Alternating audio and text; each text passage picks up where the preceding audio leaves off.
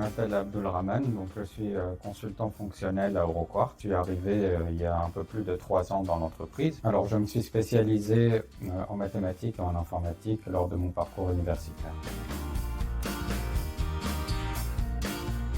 J'interviens sur l'étude du besoin, j'interviens également sur la réalisation, donc ça consiste à la fois à configurer, paramétrer l'outil, également sur l'accompagnement en termes de formation pour les différents clients.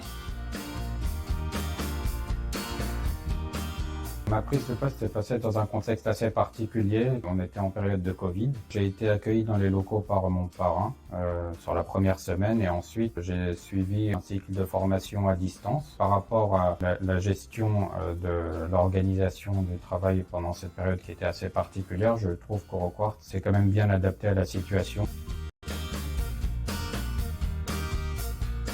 Il y avait vraiment une ambiance très particulière entre les différents collègues, qu'on soit dans le même service ou non. Et il y a toujours cette ambiance d'entraide et de convivialité. Et j'ai pu le constater à la fois dans mon agence de Massy et également dans les autres agences dans lesquelles j'ai pu me rendre. Je dirais même que c'est ce qui constituerait la famille Euroquart. La première qualité, je dirais, c'est vraiment le sens du service parce que c'est le cœur de notre métier. C'est de rendre service aux clients, de les accompagner sur les différentes étapes de leur projet, de pouvoir répondre à leurs besoins et faire en sorte qu'ils soient satisfaits à l'issue du projet.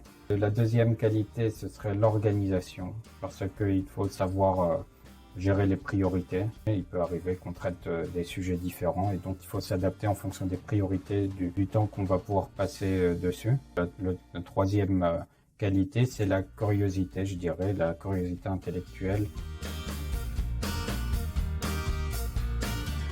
Alors, ce qui me motive le plus, c'est d'arriver à faire en sorte que les clients soient satisfaits à la fois de la qualité de ce que Euroquart leur propose en termes d'outils et aussi en termes de prestations et aussi la satisfaction personnelle d'y avoir contribué.